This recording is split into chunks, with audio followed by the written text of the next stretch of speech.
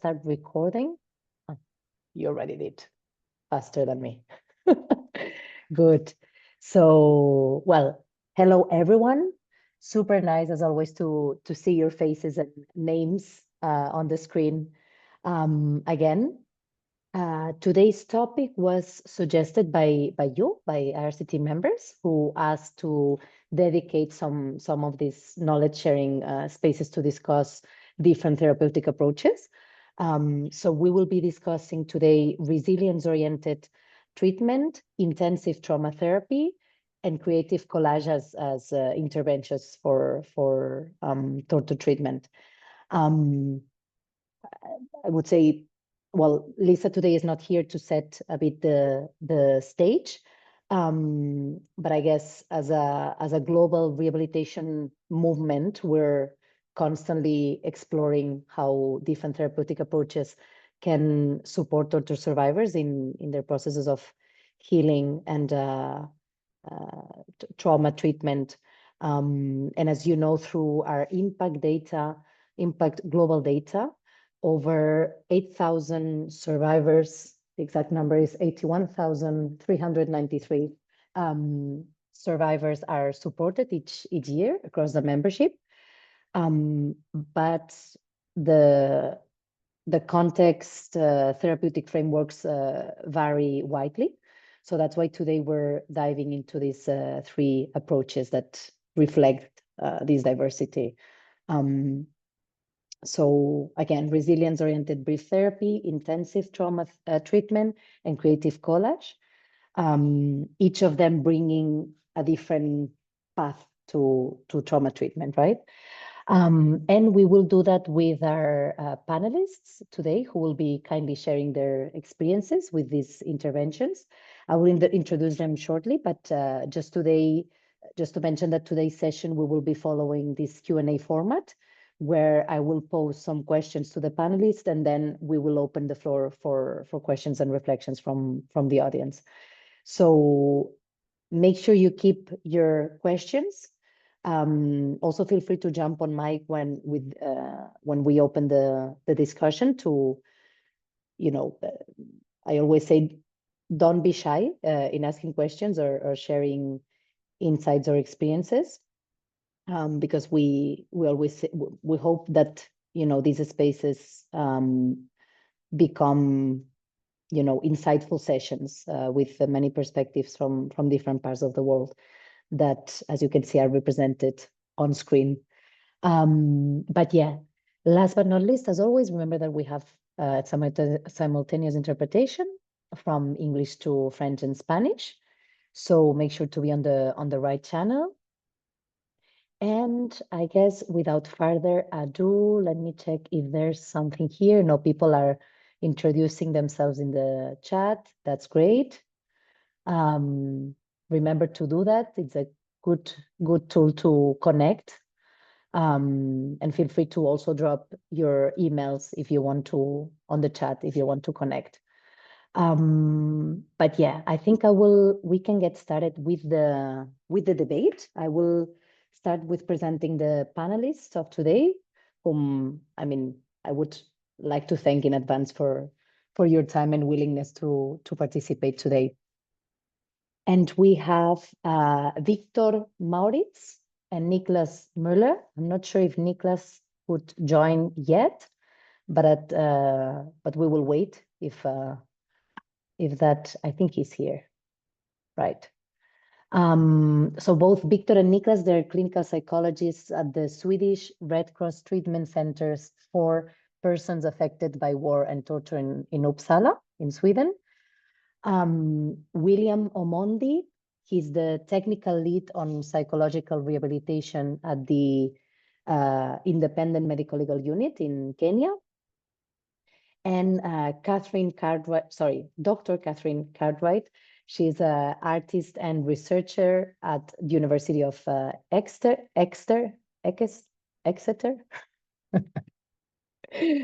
My pronunciation, based out at the UK in England, in UK. Sorry, I'm getting the sound here. I'm gonna mute this. Good. Good. So I think, let me check if we have William in the call.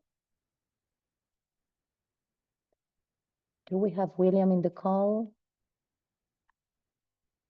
Because otherwise, yes, William, I see you. In the call. I see you. Exactly. Perfect. So William, let's begin with you. You are the, as I said, technical lead on psychological rehabilitation at IMLU, Kenya, which works with the intersection of psychology, well, psychosocial counseling and justice with torture survivors.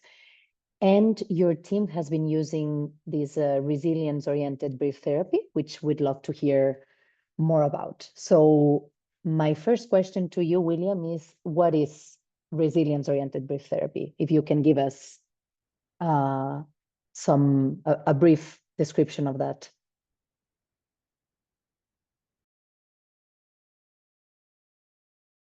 And I think you're muted, William.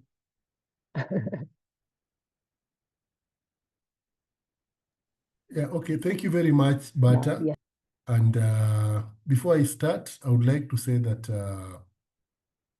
this is a concept that we developed with CVT to address issues of particularly persons who had been affected by cases of sexual and gender-based violence in Kenya between 2007, 2008, which was known as, it was a post-election violence.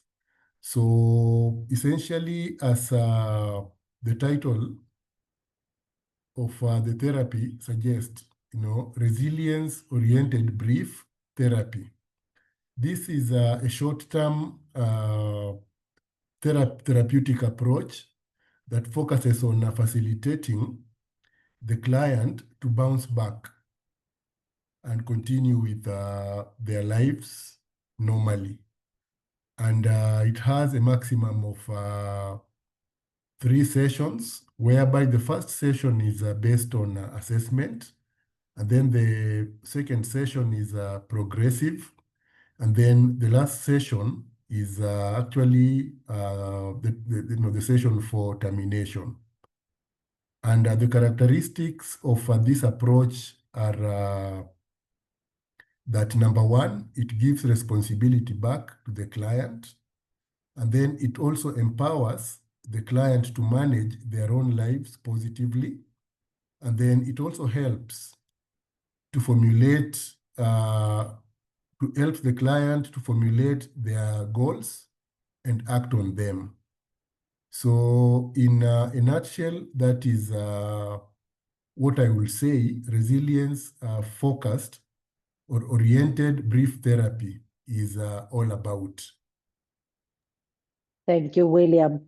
I will come back to a couple of elements you were mentioning here, but I will first pose the second question to delve a bit more, which is how does the therapist facilitate clients using this approach? If you could delve a bit more into that, and then we can connect it with the elements you've mentioned that describe the therapeutic approach. Okay, thank you very much again, Bata. So I would like to say that, okay, before I get into, the therapeutic approach or how the therapist facilitates the client through these approaches that, okay, number one, we have do's and don'ts. So in do's, we are supposed to concentrate and focus on finding solutions in the present times, and then also explore hope, perspective, and perception of the future, and then focus on coping strategies for the problems, building on the client's own inner resources, and then focus on finding solutions in the present times, and then explore hopes, and then facilitate the client to plan. And then in don'ts, We have do not explore into life events from the past experiences, because that in itself can traumatize the client. And then in this approach also, the counselor does not process trauma. But then this does not necessarily mean that the survivor cannot talk about their experiences, feelings, hurts, as well as past events. The client is given the opportunity to talk about their past event, but then counseling does not focus on past event or on processing trauma. So when we look at the therapeutic approach itself, is okay. Number one, we should first of all focus on safety. And by safety, we simply say that we are supposed to stabilize and ground the client. So before starting, we first of all ensure that the client is comfortable and the environment is safe. And then again, the other issue that we focus on before starting is we pay attention to the gender of the client and whether they are comfortable to be counseled by a counselor of the opposite gender. And then that is in as far as making sure that the client is comfortable. And then from there, the therapist continues to introduce themselves and outline the boundaries of support. So in this case, from the onset, the client is informed that they are going to be taken through 3 sessions. That is assessment. From assessment, there is the progressive session, which is number 2. And then number 3, termination. And then from there, the counselor also facilitates the client through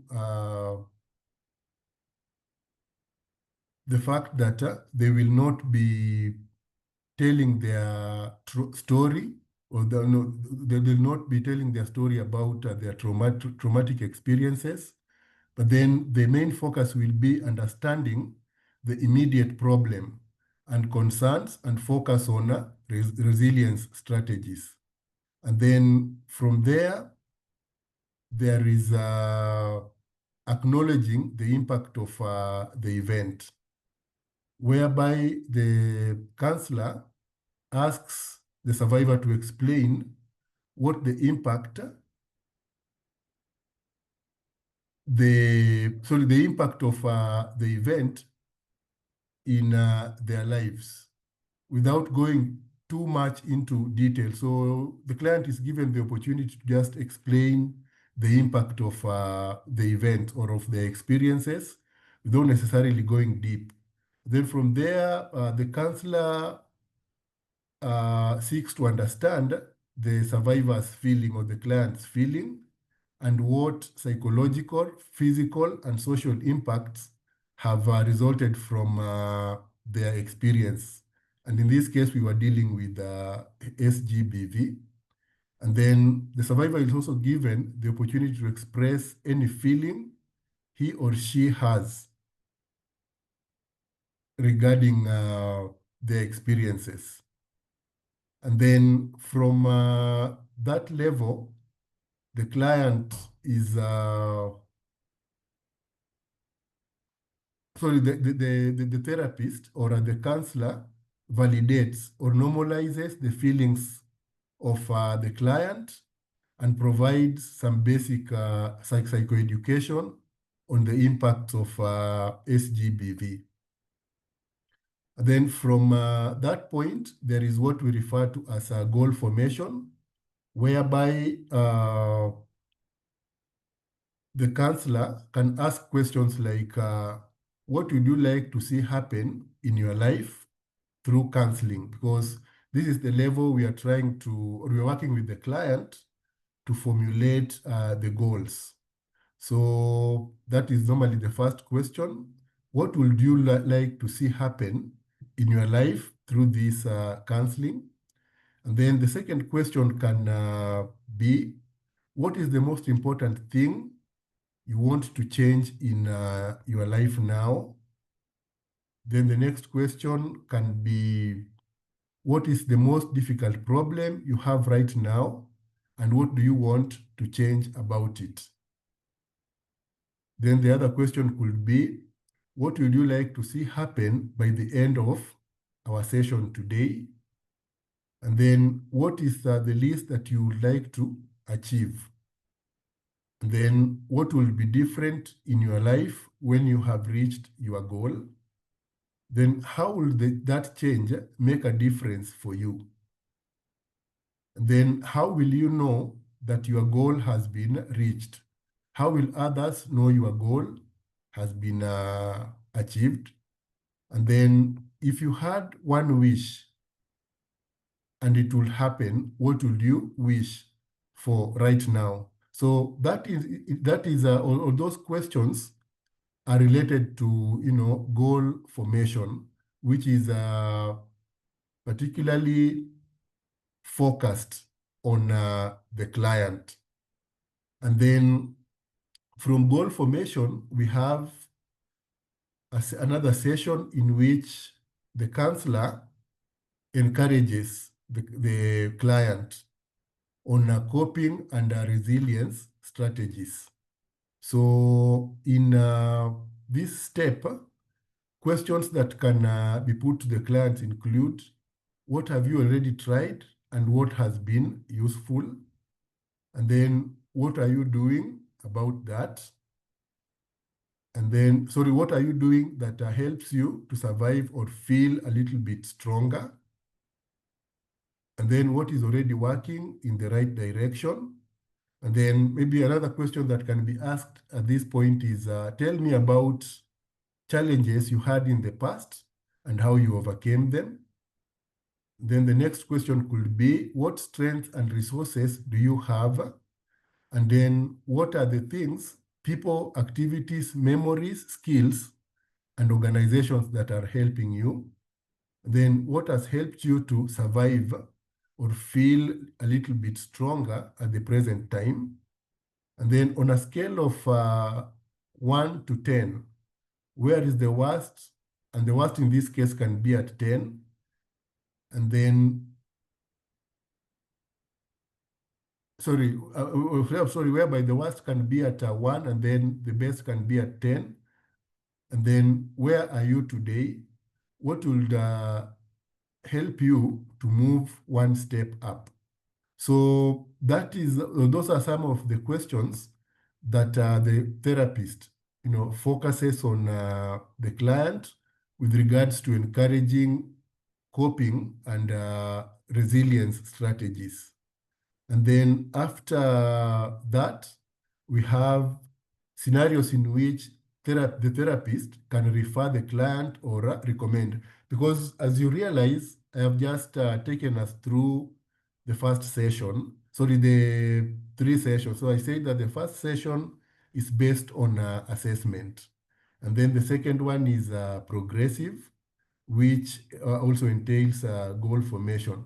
And then the last session is based on scenarios in which the therapist can refer the client or recommend, because you will realize that the 3 sessions might not be enough. So when we are done with them, we look at scenarios in which, because at times you will find scenarios whereby, for instance, if we are working in here in Kenya and we are dealing with, or we are working with SGBV survivors that are spread out across the country, and we are winding up on, say, a project, we may want to refer the client or even continue with or recommend more sessions. So in such a case, we first of all explore whether there are threats of harm to self or others. And in this case, I'm referring to the clients, on whether they are a threat unto themselves or unto others. So in such a case, we can refer them or recommend more sessions. And then B, the survivor is having psychiatric challenges such as psychosis. So after terminating the third session, then the counselor realizes that perhaps the client is having, issues that require psychiatric intervention. Then they can recommend, for referral to a psychiatrist. And then there is B, they are presenting with behavior that makes the counselor concerned. So in case the counselor feels that the sessions are not enough, then they can also recommend for more sessions.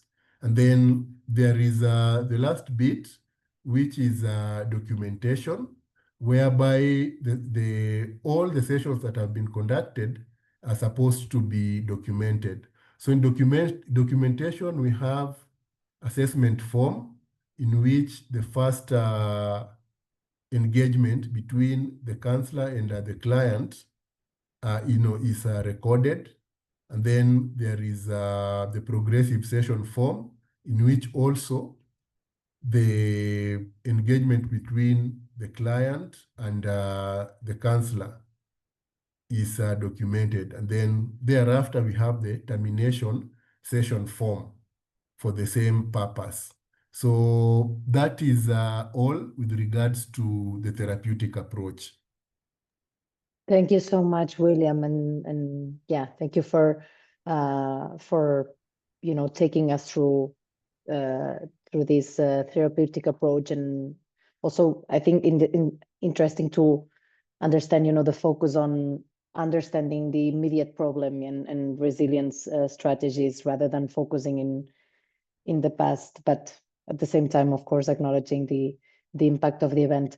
I'm seeing there's a question in the chat from Lorena about the progressive session. I think she was referring to these 3 sessions that you were mentioning: assessment, progressive session, and termination. I'm not sure, Lorena, if the last part that William was explaining now did answer your question, or otherwise feel free to jump on mic and pose your question, or maybe follow up. Lorena Pérez. No sé si te contestó. Sí, respondió. Okay, good, William. You did address the question. So I think before we move on to the next 2 panelists, I would like to check if there's any immediate question or immediate reaction to William's intervention. Remember, we have more space at the end, so we will have an open discussion at the end, but I want to, give space for 1 or 2 questions if there were immediate discussion. Annika from MSF Belgium has your hand up, and then Ekaterine. Yes, hello, thank you. I just wanted to ask, as also already written in the chat, if there is a protocol of this therapeutical approach which could be shared.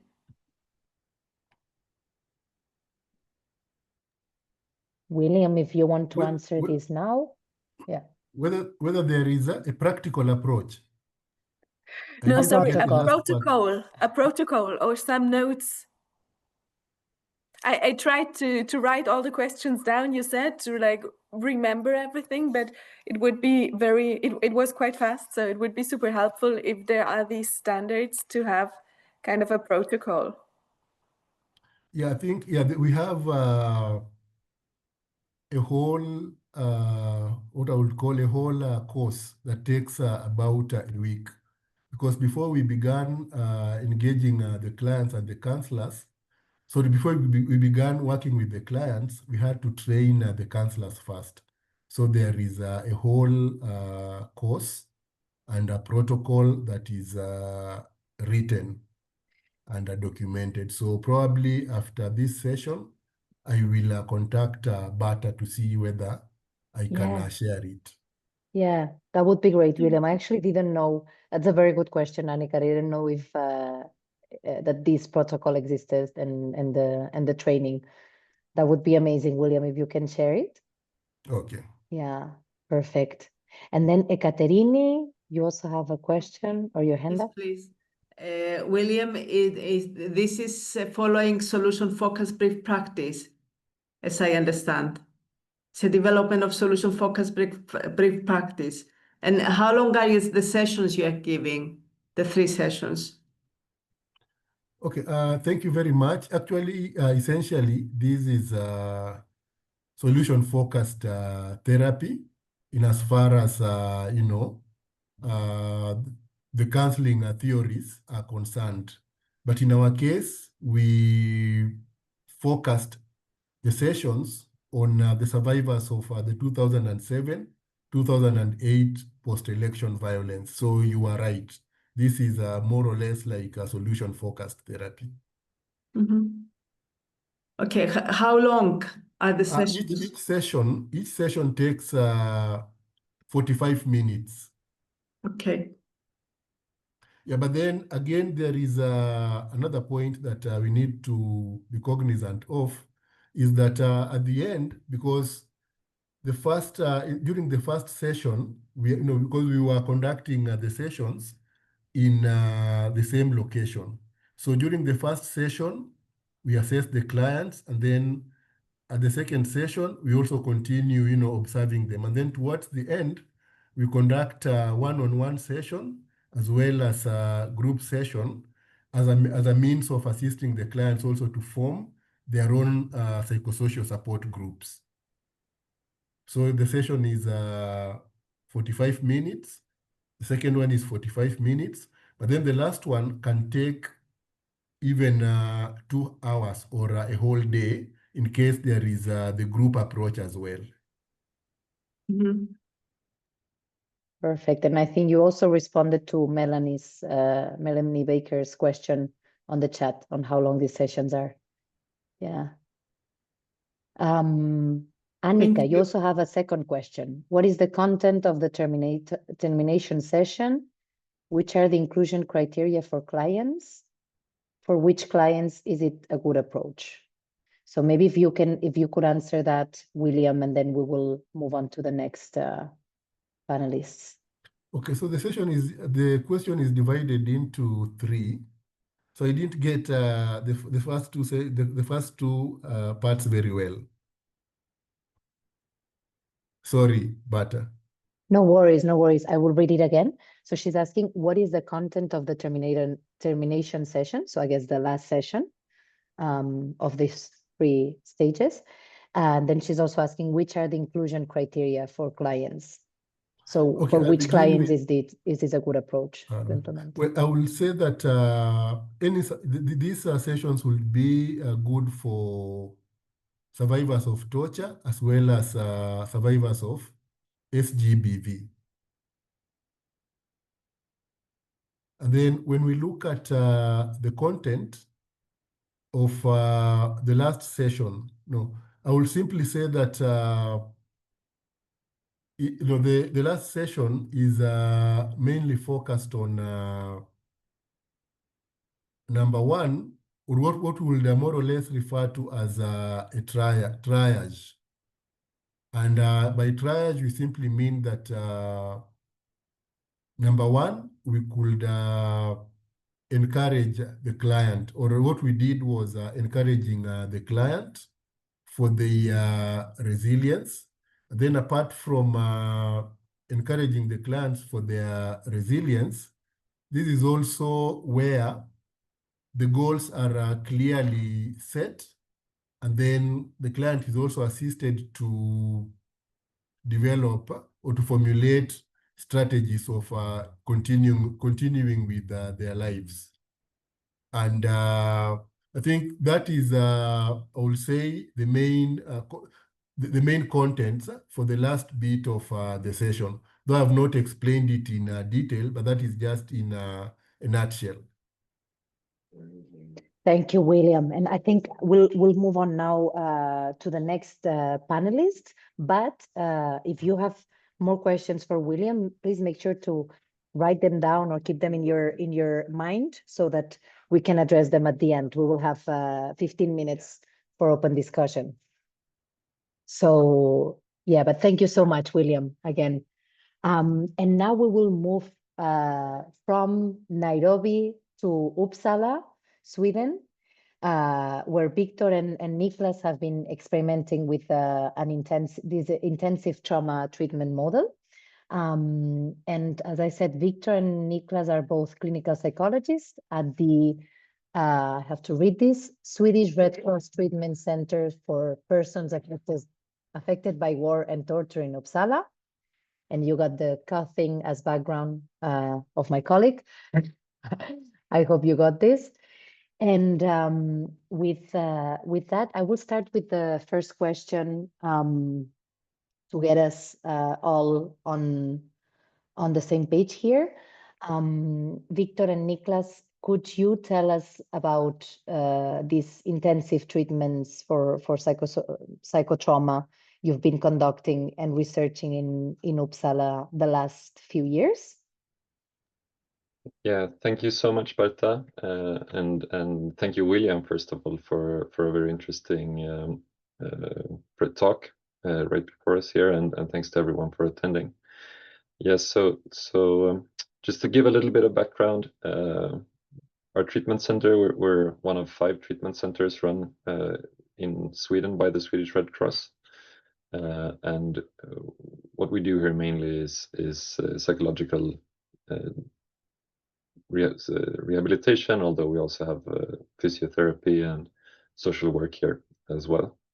And we started out back in 2019. We actually started thinking about this project after reading about similar treatment setups in other countries, especially in the Netherlands, where I guess it's becoming more and more common all across the world, really, these days to try out these more intensive trauma therapies or trauma-focused therapies.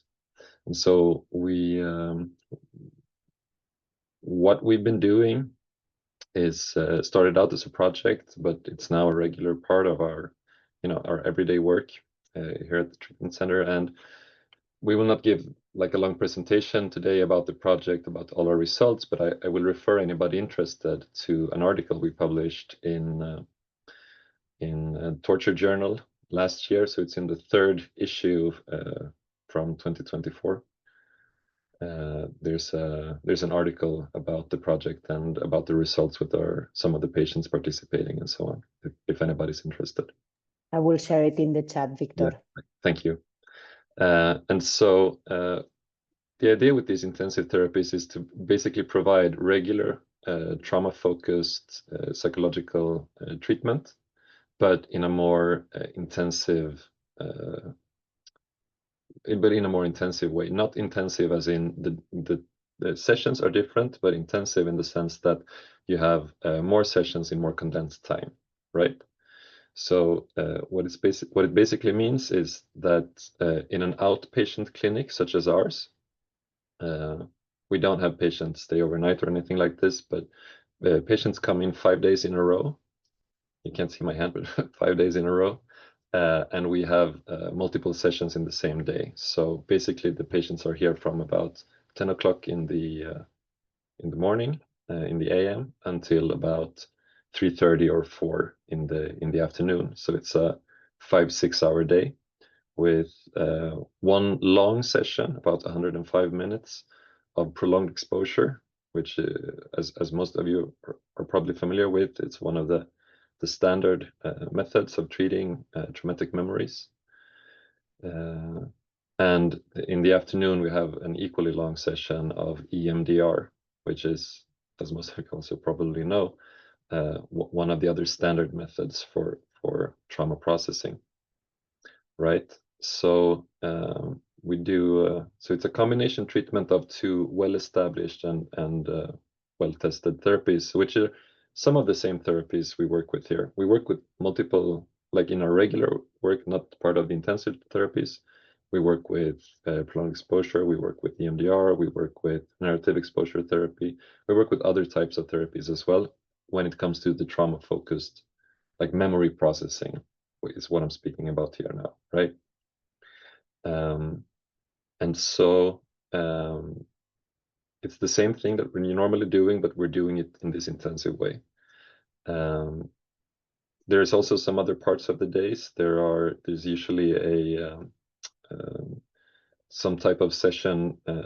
It's individually tailored for the participating patient, but usually some type of is either physiotherapeutic session for about an hour or so, or for some patients it can be just like taking a walk with one of the staff here, or we also had some patients where we've done, you know, more creative expression things like music or painting, or it depends a little bit on the needs and preferences of the individual patient.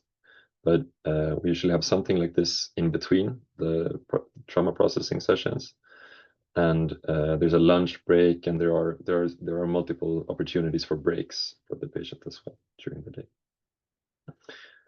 Yeah, so this is basically the setup, and what's also important to note about this is that we're working as a team with these patients, right? So it's usually one therapist who has done the assessment with the patient, has recommended the intensive therapy, and is sort of responsible for planning the week and the contact with the patient, the follow-up, and any further therapy after the intensive treatment. But during the week, the patient will meet a rotating cast of therapists, right? So we are up to 6 or 7 therapists that take turns having these sessions, right? So usually it's one therapist in the morning, another one in the afternoon, a third one the next morning, and so on, right, during the week. So this is the basic setup, and as we evaluated it, we saw that it was, yeah, the more detailed results are in the article, like I said, but it was something that we deemed very feasible for our patient group, which is, you know,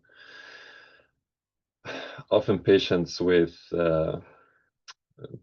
just a lot of trauma, to put it briefly, right? So we see patients that could easily qualify with any type of trauma-related diagnostics. We see patients with all types of trauma, including, you know, repeated trauma in childhood, including prolonged periods of torture. Of course, it's one of our big target populations. But we see that also with these patients, this is a feasible method. There has not been dropout yet for all the patients we've tried in the years so far. There has been dropout before start in some cases, right, for different reasons. Usually not from that they lose motivation, but rather from practical reasons that they're no longer able to participate for some reason. But of the patients that have come on the first day, everybody has completed the weeks thus far, and every patient thus far has reported like a positive experience or has been satisfied with the treatment. Of course, it's not a miracle cure. It's not like every patient is. A lot of our patients need more therapy after the completion of the intensive therapy, but for everybody participating so far, I think the evaluation is that it's been a big step forward in terms of their treatment, more or less. Right. Thanks, Viktor. Yeah. And oh, sorry, I don't know if you're done. I don't know if you want to add anything, Niklas, to this first question. No, I have nothing to add. I think you mentioned the big picture of it. Good, because then maybe we can move on to the next question, which is more about how do you select, recruit and prepare patients for the intensive treatments, and what preparations are necessary for the team? Yeah. So maybe I wonder, is it possible to share a slide just to show the preparation? Maybe it's easier to understand. Yeah, sure. And just to remind everyone in the call that I shared the link to the article in the Torture Journal that Viktor was referring to, that where you can get more in depth. You can see more in depth the whole pilot and the results.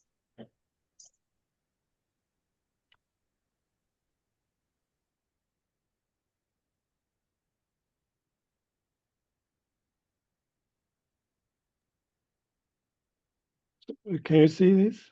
Yeah, but maybe you can put it in full screen because it's a bit small. Like that? Yeah, if you click perfect. Yeah, but not that picture. This is the picture. So it's about the preparations.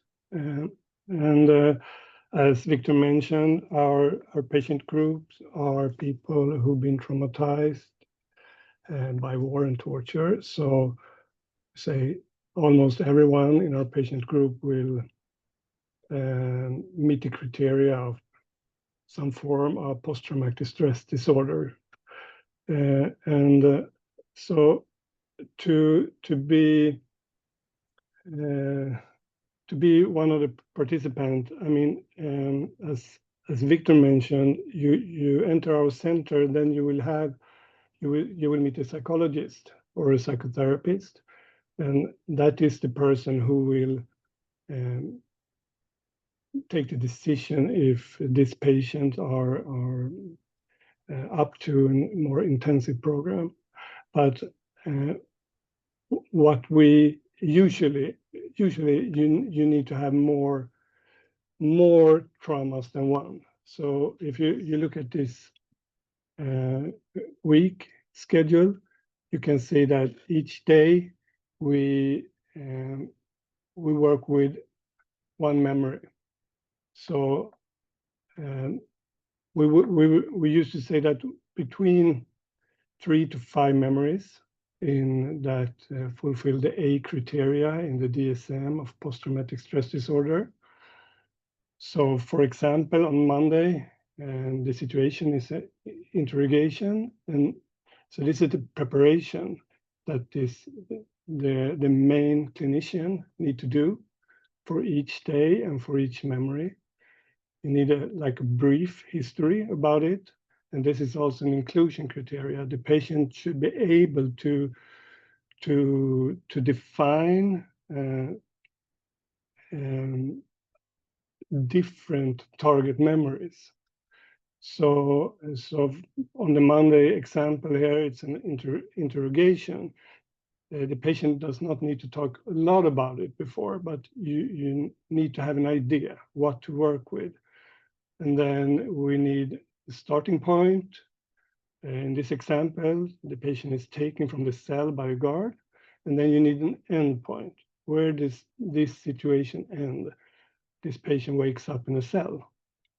And if possible, we also want the main therapist to find hotspots in this memory.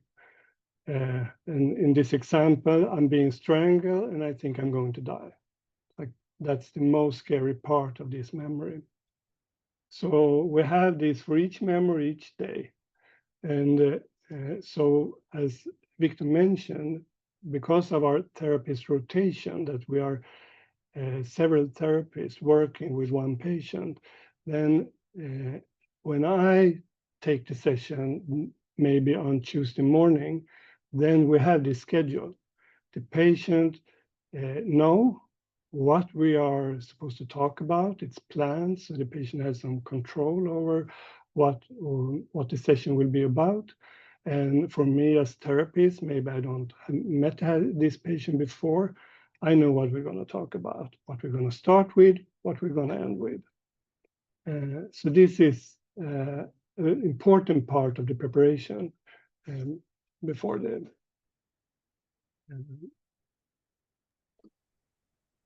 session. Then we also want some form of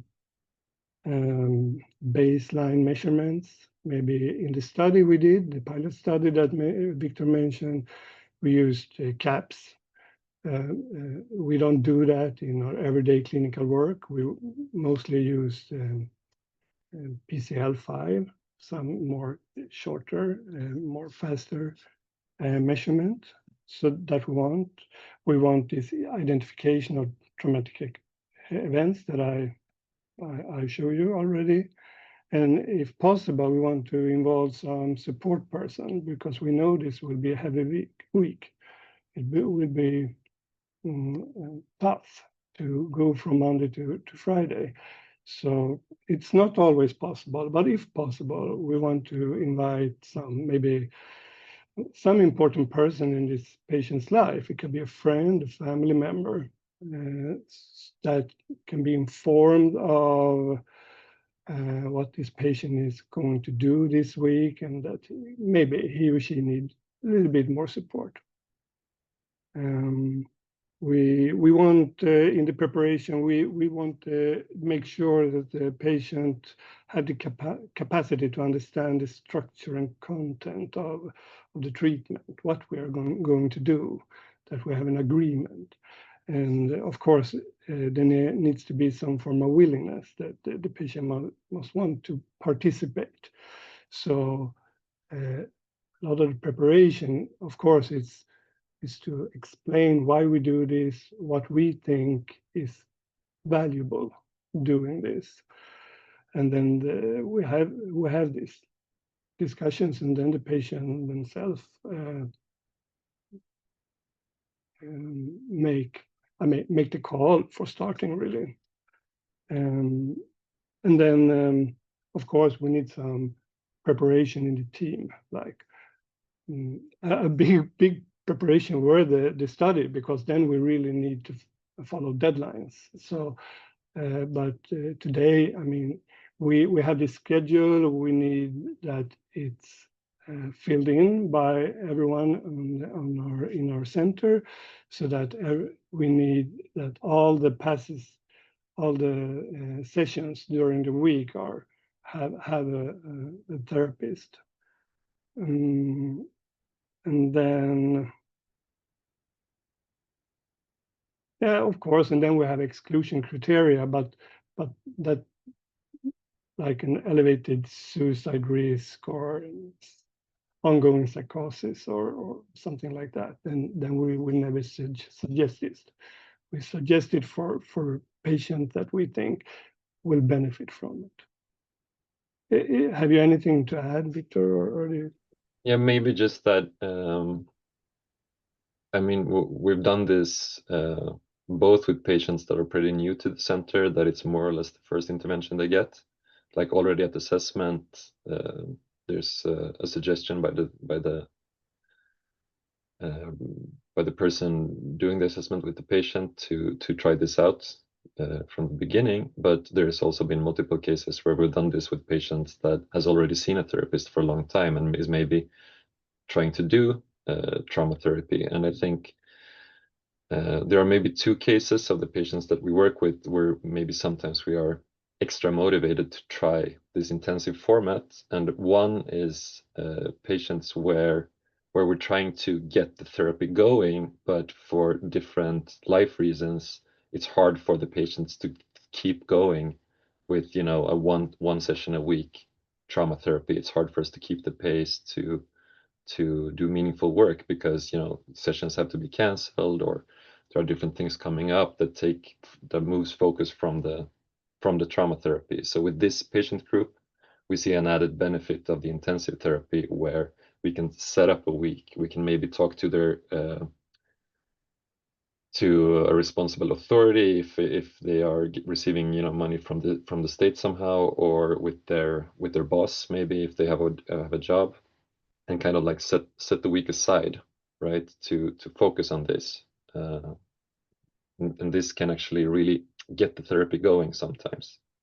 Another group is patients that have a more precarious situation, for example, patients without a residence permit that are at risk of deportation. We see a benefit where we can, you know, do a lot of work in a short period of time with somebody that we don't really know how much time we have to work in a more open-ended or more long-term therapy, right? So these are two groups where we are maybe extra keen to try this, but it can really work. We see it. I think our general idea is that if we see that regular trauma therapy is indicated, like an EMDR therapy or a prolonged exposure therapy or anything similar, then we see that if that's indicated and there are enough memories and so on, like Niklas said, there's a willingness on the part of the patient, then we think this is usually a good idea. Yeah.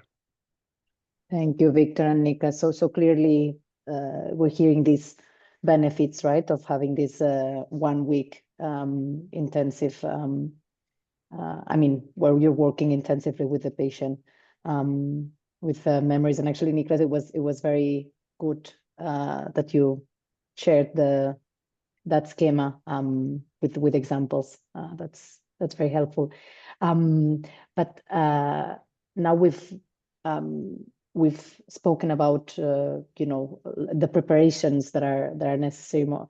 But what do patients say about working with the the rotating casts of therapies, and what is it like for the team members also to meet patients in this way?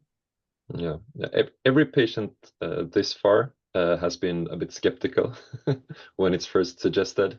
It's not something people like. It's not very intuitive for patients that, yeah, of course, I want a lot of therapists to talk about my trauma with. So most patients are a little bit hesitant, but we actually did a separate. One of our colleagues, Malin, did a separate study, like a small study for at Umeå University, a smaller study, like a student thesis, I guess. Yeah. Where she interviewed multiple patients that had participated in these therapies, and everybody, like 100%, said that they actually, in hindsight, were happy about having seen multiple therapists. So everybody was hesitant beforehand, but everybody was happy about it afterwards, right? Like when they actually got going with it and actually gained this type of validation and gained this type of support from multiple people, they felt really strengthened by that. They feel really supported. They felt very seen, and it was very normalizing for them. And a lot of them also highlighted the fact that, therapists, even if we work with the same methods, we still have our different styles. We implement the methods a little bit differently. We maybe use some different metaphors. We maybe use some different, we are different people, simply put. And this, a lot of patients also highlighted as something that was really helpful, that maybe having heard something in a little bit of a different way from another therapist made them understand something more clearly, or made them feel differently about themselves somehow. So it's something that's a little bit hard to motivate patients to do sometimes, but that we actually see is really beneficial for them. And if we think about the team part of it, this is something we really enjoyed. Being a therapist, a psychologist, like for most of us, sometimes it can be a little bit of a lonely job. Even if we have our colleagues, we have supervision together, we have our discussions. Working as a team with patients together like this, it's actually really enjoyable, right? To be able to discuss the same patients that we all have seen, and to also be able to adapt our methods a little bit more. We feel like we learn more from each other when we're actually working with the same patients like this. Mm-hmm. And it's also really nice in terms of implementing the specific trauma processing techniques, I think. Like going into a session with a patient I've never met before. It's Wednesday afternoon. It's like, hi, I'm Viktor. I'm here to talk about the second day of torture, and let's just go. It really helps me stay on the method. It really helps me implement the EMDR or the prolonged exposure in a more structured way, I think. And it's something that I feel at least have really benefited my work also with the patients that we don't work with intensive therapists with. I agree, and also we get as therapists we found it more safe for patients and for us, because if it was very hard sessions on the Monday, we know that we're going to see this patient tomorrow and be here for him or her. So that maybe gave us a little bit more courage to really do the processing, because it can be hard with exposure. And I know we don't have so much time, but I'm gonna just share quotes from the patient, because that can be nice to see.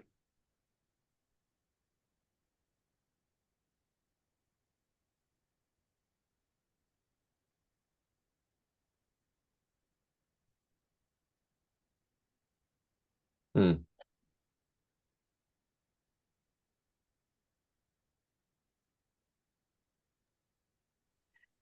So this and Viktor and Niklas, I'm just thinking, would these, you know, pros and cons about rotating therapists, in your perspective and after your experience now, you think there's still more pros than cons, right? In this rotation of therapists, or?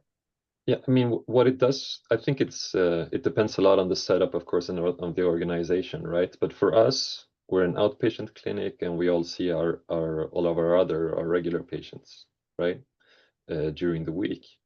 And so, if I were to do an intensive therapy just myself, I would have to set up the whole week for this patient, right? And as also, I think it would be very tolling on me. I think it would be really very, very intensive as a therapist to do that kind of job for a whole week, I think. Yeah. And it also, it's like, if I get sick, then there's no treatment and so on. So I think it becomes more vulnerable and it becomes more taxing, and I have to cancel everything else. Whereas when we set it up like this, for us at least, we're 7 psychologists and therapists working here. And so usually when we have one patient during a week, most people can find 1 or 2 time slots to set up for this, and it doesn't interfere too much with our other job, and we don't have to prepare so much either. It's the one person that's doing most of the preparations. The rest of us, we're just participating in a small preparatory meeting, right? So more or less, just to get an idea, in 1 week, how many therapists can the patient see?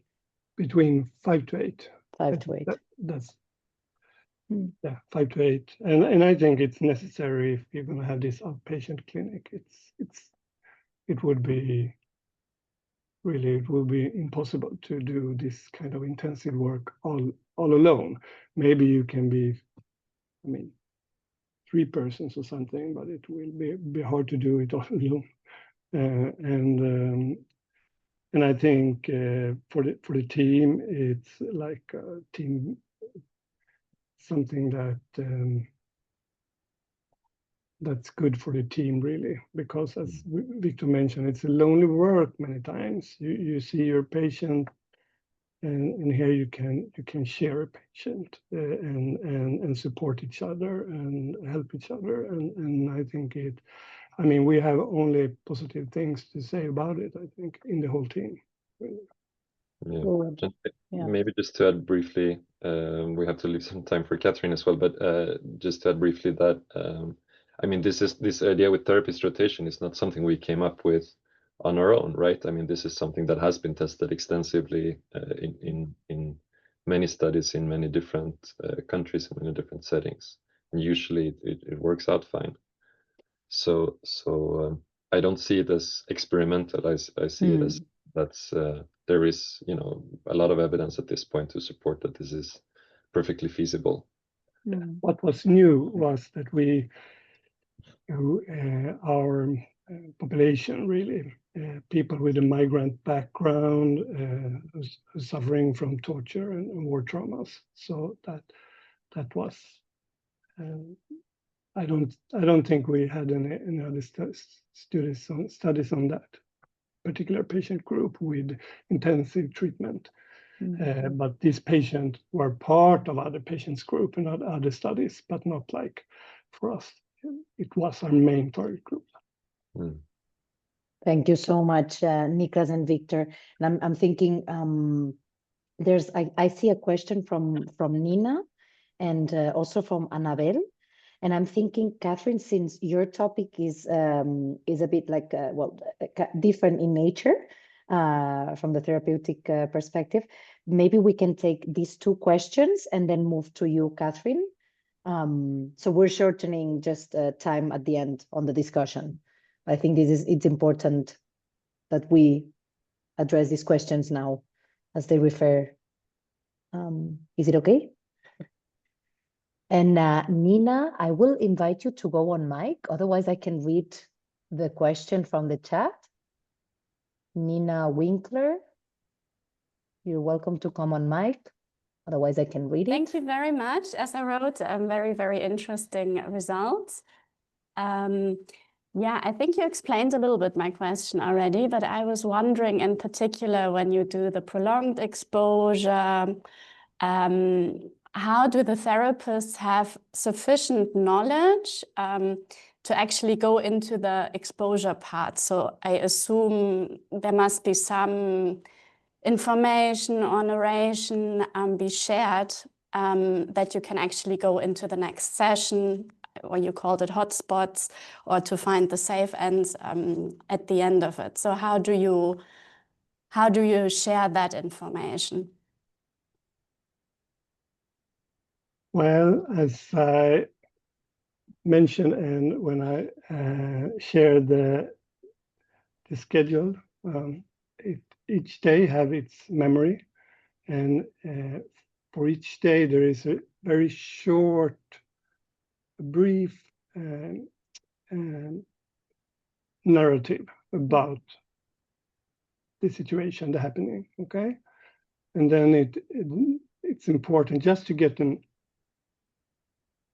idea what happened. Like it was an interrogation, and then we need the start point and the end point. So we have some form of limits to this situation, start and an end. And then, if possible, we also want some form of hotspot, because we want to maximize the exposure, like going into the hotspot as early as we can, because we have very limited of time. So during the session, then we will surely notice new hotspots that we need to follow. But it's a starting point, and it also gives the patient an idea what we want to do. Okay, so that's all the information really we need. And then we also we start in this session by, what kind of fair expectations do you have talking about this, and we want to reach some form of fair disconfirmation. So that, I mean, the what to be done in the prolonged exposure is really to elevate the fear, really, or we're not interested in habituation during that morning session, and so that thing we take care of with the EMDR in the afternoon. And to be fair, the first day it really is difficult for most patients, even the second day. What we saw was on Wednesday somewhere, we saw like the levels of discomfort, they decreased, and then when we in the end of the week went back to the first day memory, it also decreased. Okay.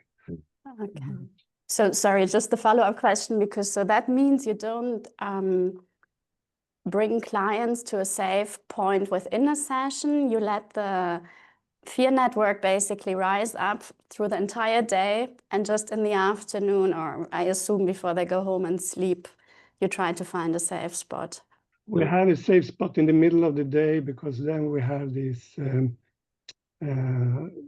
we call it, I don't know how to translate it, in between sessions. It's like they meet our physiotherapist, or maybe another clinician who take a walk, or you move to music, or you're drawing. It's like a moment to just take care of the patient, okay?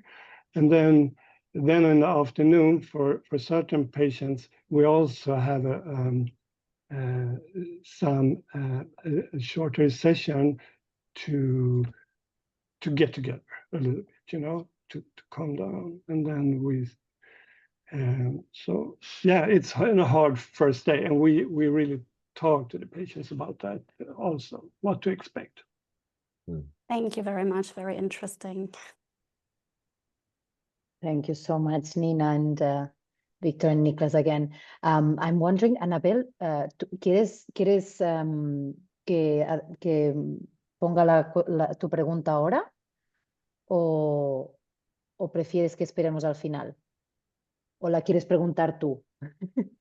Remember that we have an interpretation I know, Victor, you don't need it, but we have simultaneous interpretation. So make sure you're on the channel in case Anabel wants to go on mic.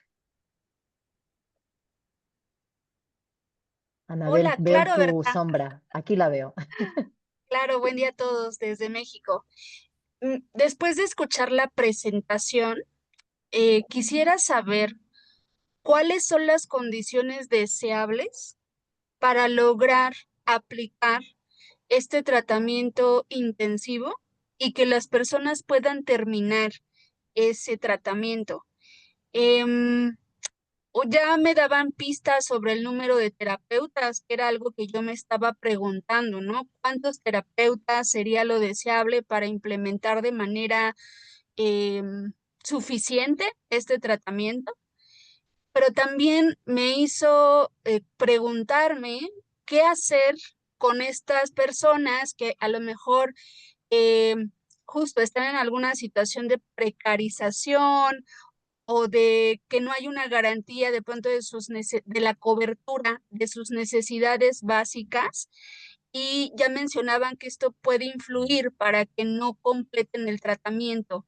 Entonces, ¿cuáles son estas condiciones deseables? Y de pronto, si desde su centro, en su experiencia, han tenido alguna buena práctica que abone a que las personas terminen estos tratamientos. Okay. So should we wait for translation? Oh no, the translation should have been simultaneously because you're meant to be on the channel. But otherwise, Victor, did you get the question? Or Is it okay to answer now? Perfect, yeah. Yes, so just about these very basic, important questions, I think about like where they sleep, what to eat, and so on. We provide lunch, so we always provide lunch for them, so they can eat here, and they don't have to bring their food. We give them food. Some of them prefer to bring their own food. Of course, they can do that. But no, I mean, all of our patients live in the region pretty close to here. And so in terms of where they sleep, they go home after the session. So they go to where they would usually sleep. I know some other treatment centers that work with similar methods in other countries and so on do provide housing. Of course, that's not within our resources, and it's really not within our needs because the region, it's within close travel distance. So we can't have patients. None of our patients live more than maybe 90 minutes from the center. Yeah. So in terms of, it's hard to say what we need to be able to implement it, but all of our patients, everybody who started on the first day actually finished on the 5th day thus far, right? So it's 100%. There's no dropout actually. There's dropout from between like some canceled weeks for different reasons. I think when they have been canceled, it's usually because of some unexpected event that makes it so that they can't do it anymore. Something within the family or something with the health of the patient or some other external event that kind of interferes, has usually been the case. But I think what's really important for patients to be able to finish is to make the preparations well and to have to make sure something we really made an effort to do, as Niklas was just mentioning in the previous question, is to always make sure that they have adequate information beforehand, that they know what to expect, also in terms of that they will actually feel very bad during the first day, especially like even when they go home on the first day.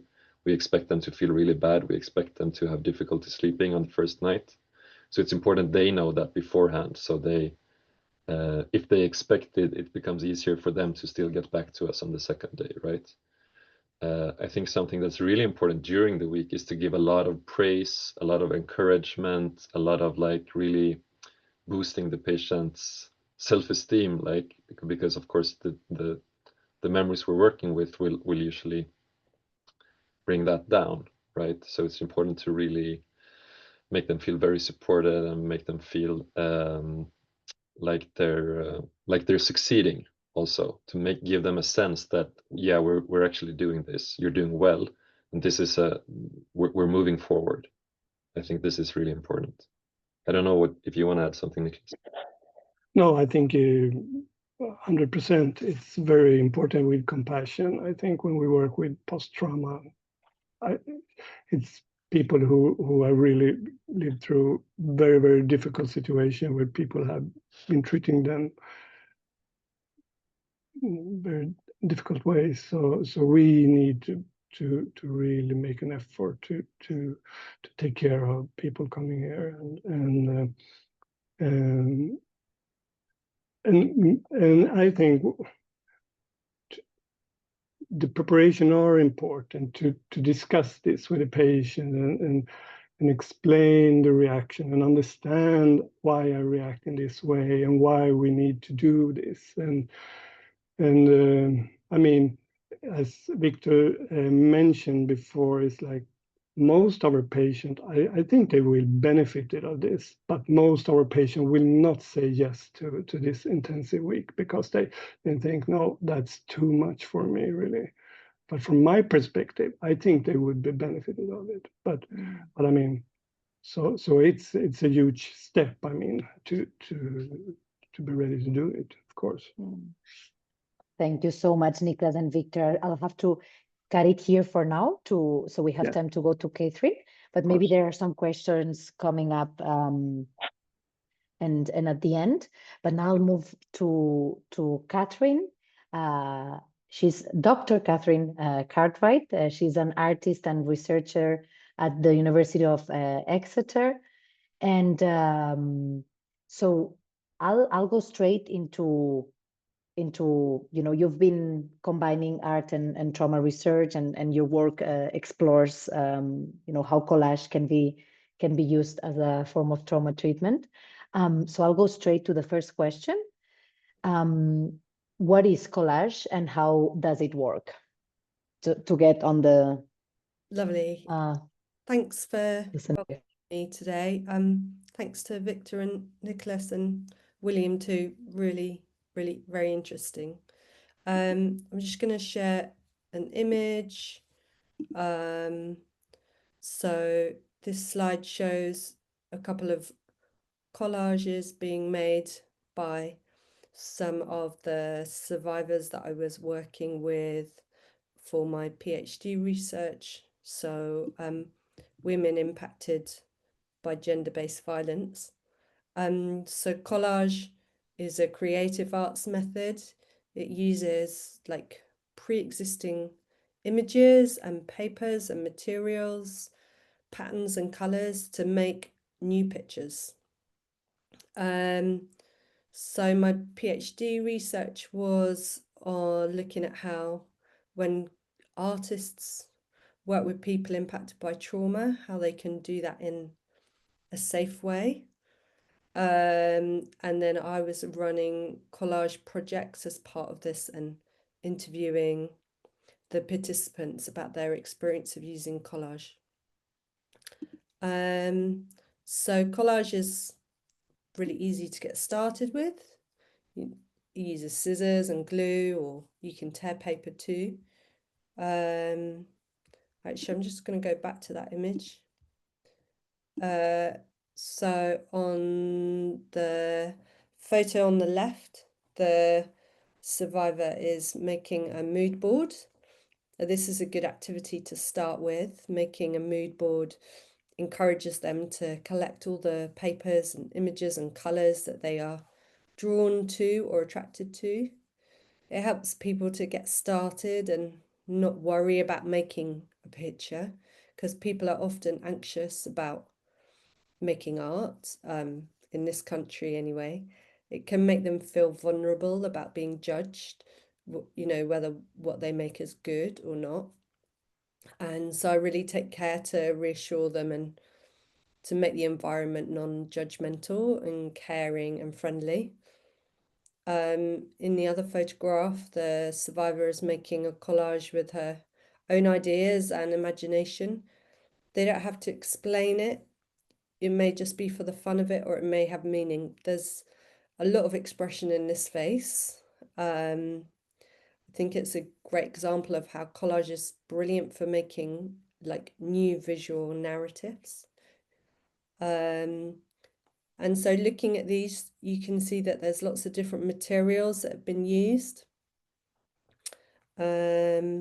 So the great thing about collage is that it doesn't have to cost anything. You don't have to use new or bought materials. Sometimes I'll buy paper to kind of as part of like the soup of the collage materials, but often I just collect and we might use old stamps, magazines, old maps, sweetie papers, envelopes, postcards. It can be helpful to use like a collage book that's full of like jam-packed full of different kinds of faces, expressions, animals, plants, that I've found that they can work really well for for metaphor or symbolizing something, how they're feeling. So I'm not a therapist or psychologist or so on, I'm an artist. So when I work with groups, the focus is on the art making. I'm not generally asking people to talk about what they make. It's about being there and being present. Also in terms of materials, just a few other things. You can make your own papers, by scribbling over with crayon or paint and then cutting that up into smaller pieces of paper. And then also ideas for materials will vary on like where you live and your circumstances. Maybe you find unwanted wallpaper or wrapping paper. Maybe parcels are wrapped in patterned paper. Maybe there are like old posters for events that are no longer needed. But the one thing about collage, I would say, is pretty easy to get into, but it's great to be thoughtful about the diversity and the range of materials that you have, so that people are more likely to get inspired and excited by finding different things. But just to be aware of like how some images may be unsuitable for your context. So when I work with survivors of gender-based violence, I wouldn't include, for example, images from like women's magazines where the focus is on women being a very particular way in society, or being judged for not being, I don't know, slim enough or living up to society expectations. And then with, say, vintage materials, older, like, for example, National Geographic magazines from the 60s or 70s or something, they're probably actually quite racist. So, just being aware of the materials that you've got. So I'm going to pause there for the first answer. Thank you, Catherine. And I guess understanding now what collage is and how you work with it, I guess the question now is how and why is collaging a good method to use with survivors or in a trauma-informed environment? Yeah, thank you. This was really interesting to kind of learn from the women that I work with. So I'll just share another image. So in this collage here was made by a survivor of historic child abuse. They told me about how creating the narrative in this picture was partly for her helping to make sense of past experiences. She was at the same time having therapy with a support worker, not in the session, but in a different place and time, but it was happening. So she was in that place of reflection. But as I've mentioned, I'm not a psychologist or a therapist, so we don't like work with the collages, but if someone feels safe enough that they want to talk, then I will listen without judgment. And I have training in emotional support. I used to work on the helplines and so on. So in making a collage, we're bringing together disparate fragments to form new visual stories or narratives or symbols. And this process echoes the stabilization of trauma from a state of disorientation and unpredictability to starting to kind of create your own narrative and get some control in your life and over your body and mind. So collage can be a good method to use with survivors because it offers safety and choice. And I'm going to talk a bit more about what I mean by that. So as you all know, because you all work in this area, being impacted by trauma means you basically feel unsafe or very easily unsafe as a result. So collaging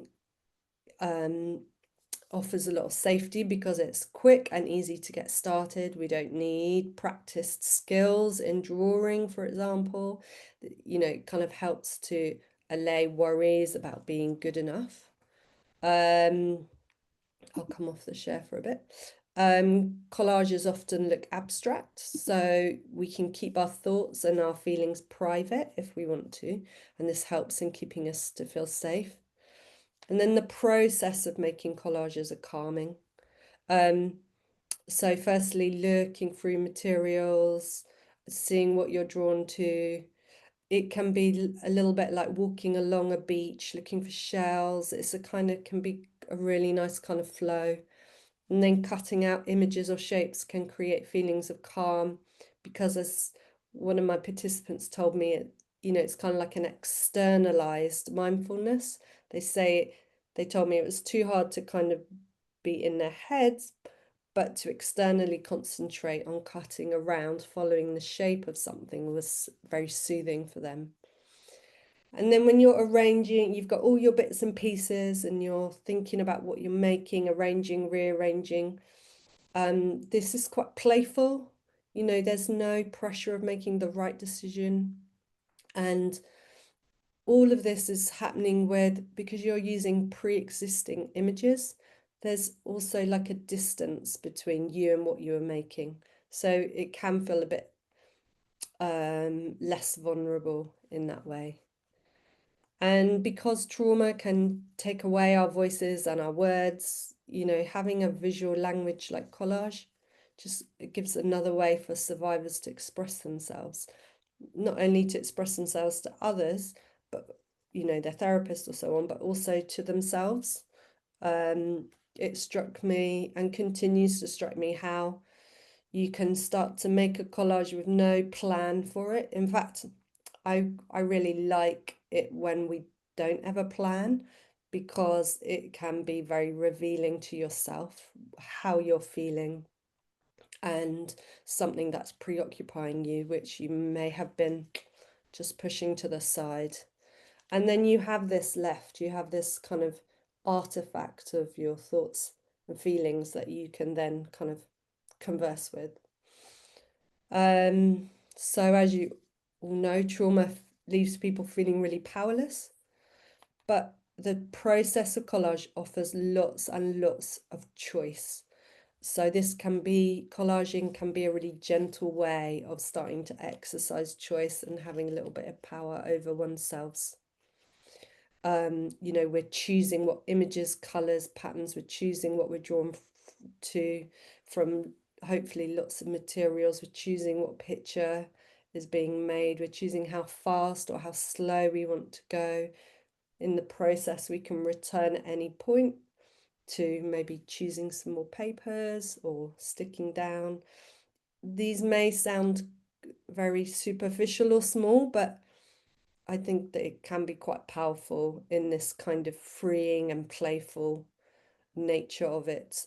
One of the survivors that I worked with, for her, it was the first time she had done anything playful in her whole life. So that encouraged her to think about other ways of maybe being playful and not having to, you know, when you have to be right or succeed, it's quite a different sort of space.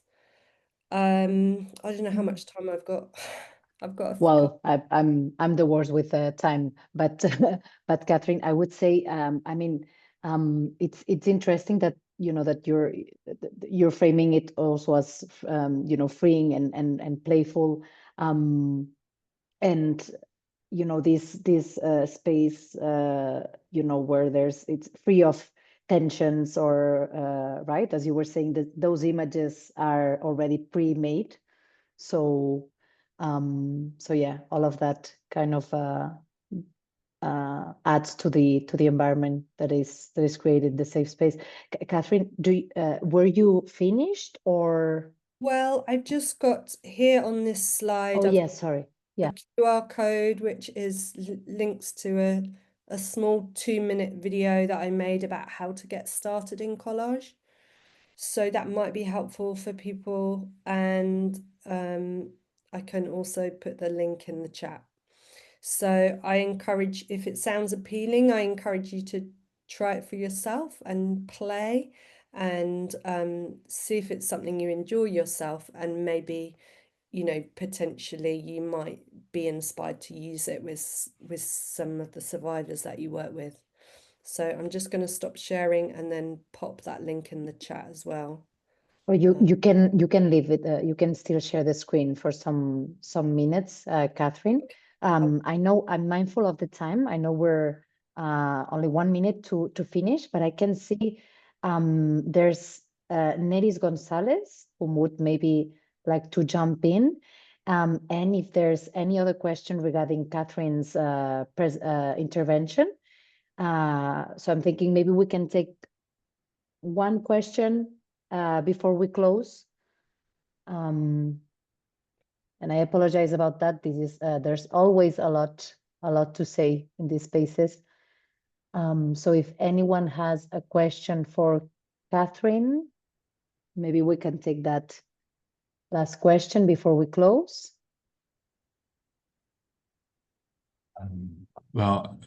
If there's no one else, then if it's possible, may I ask a question? Of course, Cajo. Yeah, go ahead. Right. Thank you very much for all the presenters, and I'm just having one question related to this collage. I'm just wondering whether when you are doing or when you are helping them to create a collage, does the entire process need to go through certain protocols, or the focus is to be free and playful throughout the process?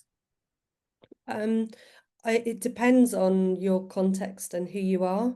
So because I'm an artist and not a therapist, and because my kind of skills lie in being able to work with a space where things are uncertain, so I can create a kind of undirected space. However, it could be really useful, depending on for you, for example, to use a prompt like explore what's blocking you, or just explore how you're feeling today, or it might not be related to them. It might be prompts just to help people get started, like just create a mood board with which has your favorite things and colors in. And then, so the point of that is that it's about a kind of, as Viktor and Niklas was saying, about creating a kind of space of distraction or calm or something soothing. So it can be used as a kind of calming tool, but it could be used as in a way to kind of reveal and see what someone's thinking or feeling about something. Personally, I wouldn't be like confident to do that because that's not my training, but I would feel confident to kind of give more like artistic prompts. But the great thing about talking to you all today is that you'll all have all your strengths and skills and experience, and it might be that you see this as having a in the many ways that you work already. Right. Thank you. It helped a lot. Thank you so much, Catherine. And yes, you say, I think this will be very inspiring for a lot of us in the call, a lot of colleagues in the call.